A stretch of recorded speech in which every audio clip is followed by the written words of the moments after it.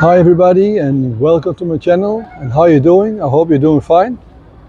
I'd like to talk to you for a few minutes about how you buy a land in another country. In this case it's Indonesia, and what you be aware of and not so much aware of.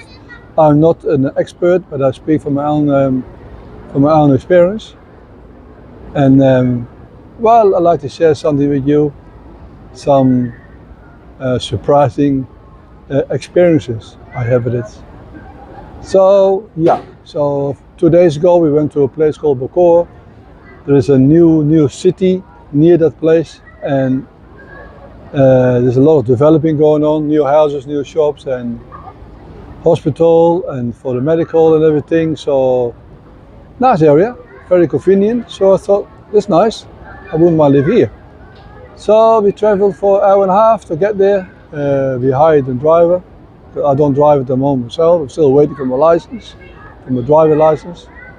So we got there, and my wife and I made already some like a program where to go, and so we don't waste so much time. So, and in the beginning, the first thing we did in the morning, we went to the place I like, and we looked for the block of land to possibly build a house on there. And when we got there, we saw the land, and the guy that sells it for these people, he came around and he had a few blocks of land. I found it quite cheap, so I tried to get a bit more money off, but it didn't go very well. So I paid the price they asked for. For my knowledge and done a bit of homework, it's a reasonable price still. So you can always try, can't you? And yeah, when it was all done, I did a bit of homework because we got some friends around, and I asked some of my friends explain about the land, and they said, "Oh yeah, we agree with the price, but I'd like you to can you look it up for us, because we found it a little bit cheap, not cheap, but the normal price are a bit higher than what they wanted for it." And what happened? Well, it's a new area, and it's all bought a long time ago by a developer. Now, the developer will also sell the land, but has requirements.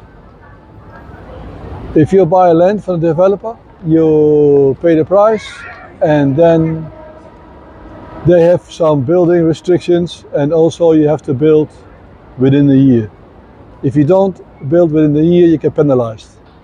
The reason for that is, I think, to stop people from buying land and then sell it 10 years later, so more like for investors.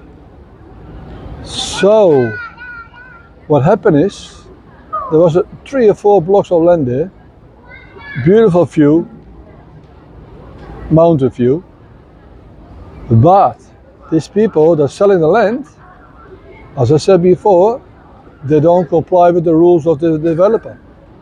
These people have no money to build land, so what they're doing is selling it. But to sell the house, you need a certificate on your name. But if you don't build, the certificate will be still on the developer's name for a year, which is normal because you have to build within a year, and paperwork is all done. Yeah, so it's a bit complicated, I think. Yeah, so what these people did, they will get fined because they didn't build within the year and maybe no money, so they sell it. But they're not allowed to sell the land because it technically still belongs to the developer. So if you want to buy the land, it becomes very complicated, because you have to go to the developer, explain to him you bought the land, and he won't be happy with it, and you might lose a lot of money because these people are not allowed to sell the land. So that becomes a bit of a joke, really. So lucky that we have some friends and they did some investigation, and lucky we didn't buy the land, because there would have been a lot of problems, and we also could have lost a lot of money. So that's why I'm talking here now, to be very careful for foreigners to buy land. I think anywhere. I'm not picking on Indonesia. That's my experience here.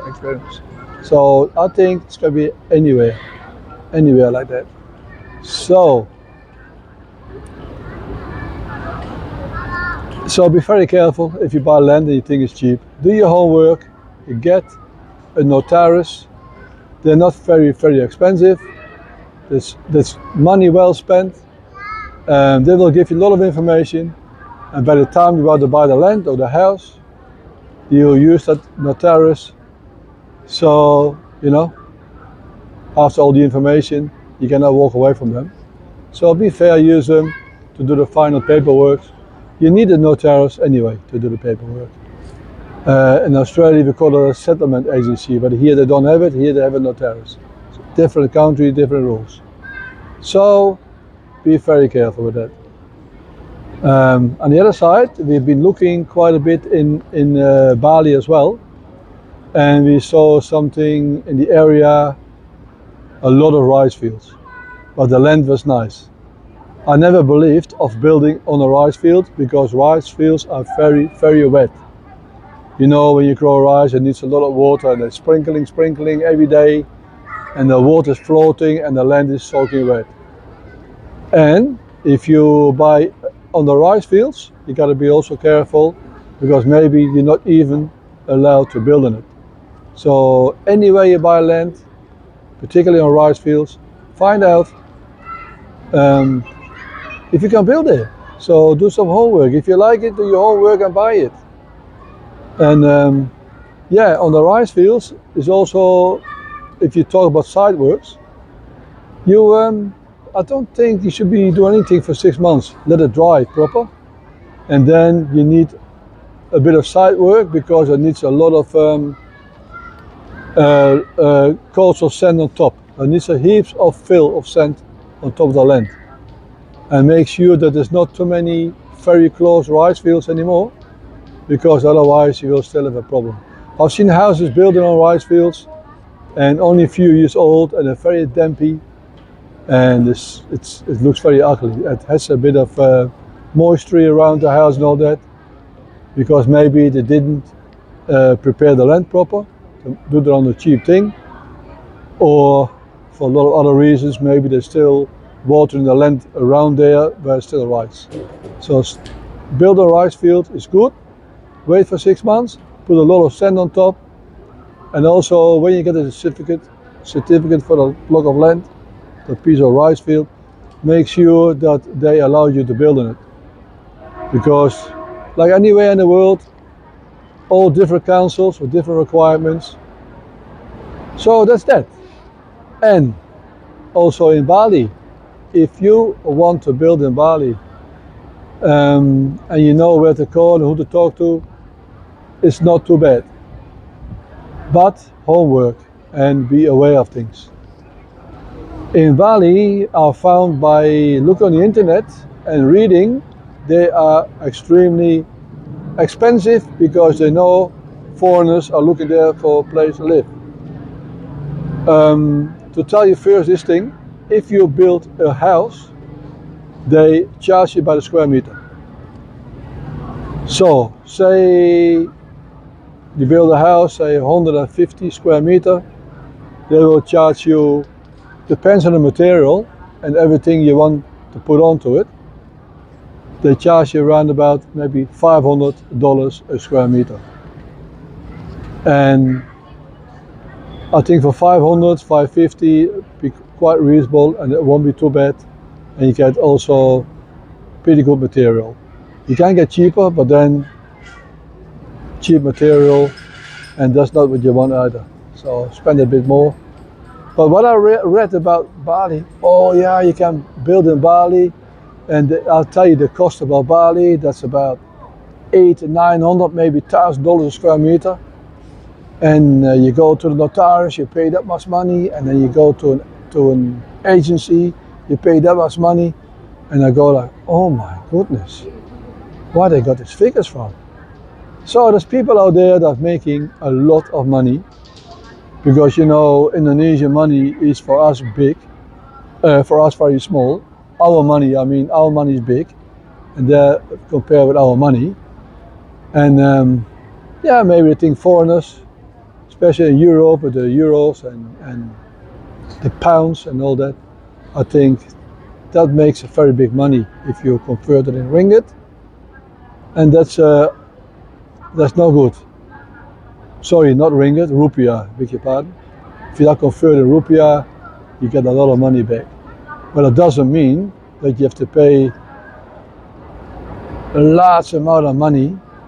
I think if you pay around about 600, you get a very good $600 a square meter. You get a very good house with good material. So be aware of people telling you 8, 9, or $1,000 a square meter. That's absolutely wrong. So I'd like to tell you something about that as well. And for the rest, make sure that you get your certificate and that is on your name and on nobody else's name.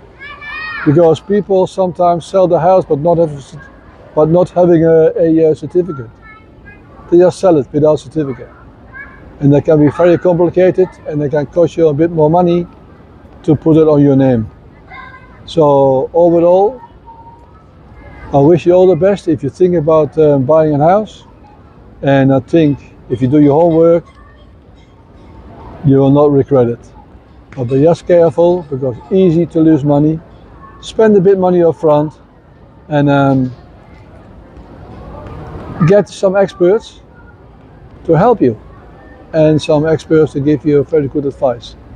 So for that reason, the best way to go is go to a notaris and get it all organized. And if you want to buy something, the notaris will go into all the paperwork and find out if that house is registered, not on anybody else's name. They do all the homework for you. They are not extremely expensive, they're very reasonable in price.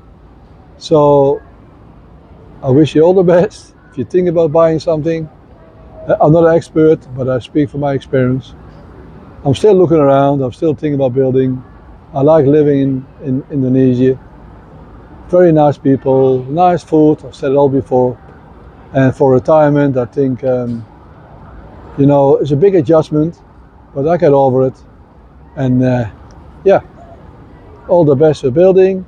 I thought, give you a bit of advice, and that's all I can do. Speak from my experience.